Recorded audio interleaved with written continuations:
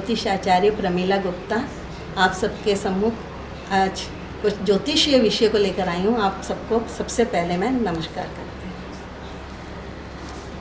आज जैसा कि 22 जून को आषाढ़ मास में गुप्त नवरात्रे होते हैं। गुप्त नवरात्रे का बड़ा महत्व होता है।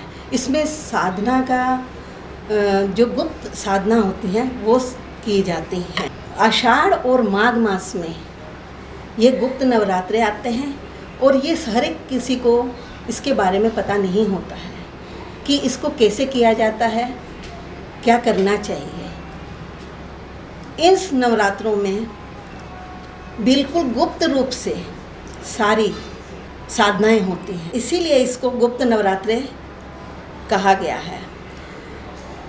हिंदू धर्म के अनुसार किस प्रकार से इसकी पूजा करनी चाहिए, जैसे दुर्गा चैत्र मास के नवरात्रे होते हैं, विधान तो वही शुरू करने का होता है। गणेश पूजन, कलश पूजन। कलश पूजन इसलिए किया जाता है कि उसमें गंगा, जमुना, सरस्वती तीनों नदियों का वास होता है। उसमें सारे देवताओं का आवाहन किया जाता है और उसके तत्पश्चात उस पर एक लाल कपड़े में नारियल लपेट के अपने सिर से लगा के कलश के ऊपर रख दिया जाता है। उसके बाद में इसमें जो 9 इसको 10 देवियों के रूप में माना गया है। 9 देवियों का स्वरूप जो है वो दुर्गा सप्तशती में दिया गया है और वो जो नवरात्रे शारदीय नवरात्रे होते हैं उसमें उसकी पूजा की जाती है। और तांत्रिक जो पूजा की जाती है वो महाकाली की विशेष करके पूजा होती है।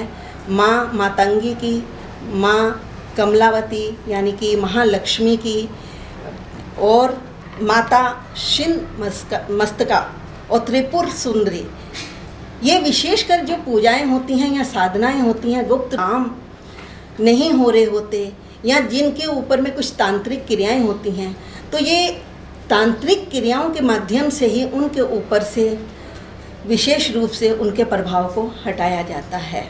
और ये जो गुप्त नवरात्रे ज़्यादातर सन्यासी और साधक ही करना पसंद करते हैं, क्योंकि साधक को साधना के बिना कोई भी ज्ञान सिद्धि जो प्राप्त करनी है वो उसी गुप्त नवरात्रों में ही मिलती है। और गुप्त नवरात्रों को किसी को भी नहीं बताना चाहिए कि हम क्या कर रहे हैं, कौन सा जप कर रहे हैं या कौन सा नहीं कर रहे हैं, कौन सा करना चाहिए। इस विद्या को बिल्कुल गुप्त ही रखना चाहिए।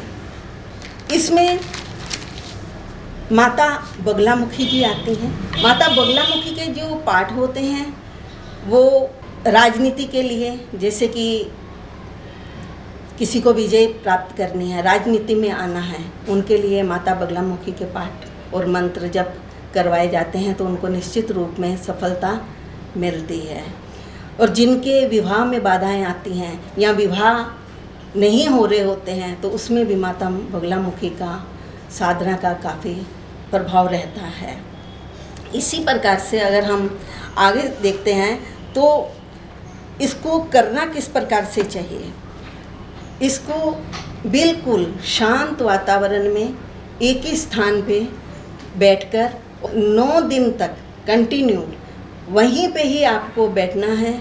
और अगर हो सके तो शाम के समय, संध्या के समय और रात्रि के समय भी ये साधनाएं की जा सकती हैं और ब्रह्म मुहूर्त में भी ये साधनाएं की जा सकती हैं जो कि सफल होती हैं। दिन में आप कम से कम किसी दूसरे व्यक्तियों के साथ बोलिए, क्योंकि जब कोई व्यक्ति साधना करता है तो उसकी जो साधनाएं होती हैं तो वो किसी के साथ शेयर ना हो, अपने मुंह से ऐसे वाक्य ना बोलने में आ जाएं कि जो सामने वाले को गलत प्रभाव डालें या अच्छी ना लगें। इसलिए जितने जो साधक हैं, जो साधना कर रहे हैं, वो जितना शांत और जितना कम बोलेंगे वो भी ज़्यादा बेटर रहेगा।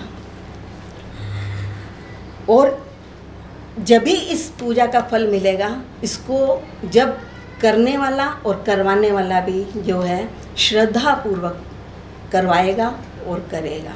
ये नहीं कि एक हमने सिस्टम कि हाँ हमें साधना करनी है तो कर दी और हो गया, ऐसे नहीं है।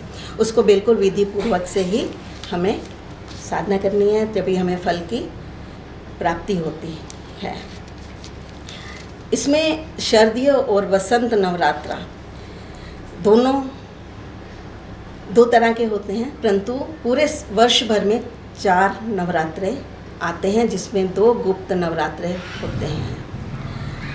अगर इन गुप्त नवरात्रों को भी नदी के किनारे मंदिर हो माताओं के, और वहाँ पे जाके ये साधना की जाए तो निश्चित रूप में प्रतिफल होती हैं और उन्हें निश्चित रूप में अच्छे फल की प्राप्ति होती है।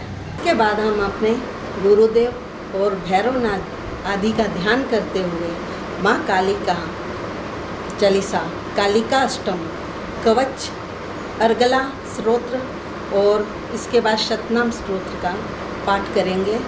और लक्ष्मी जी की प्राप्ति के लिए, धन की कमी को दूर करने के लिए माँ लक्ष्मी की भी पूजा की जाती है और माँ लक्ष्मी के मंत्रों का जप करना चाहिए।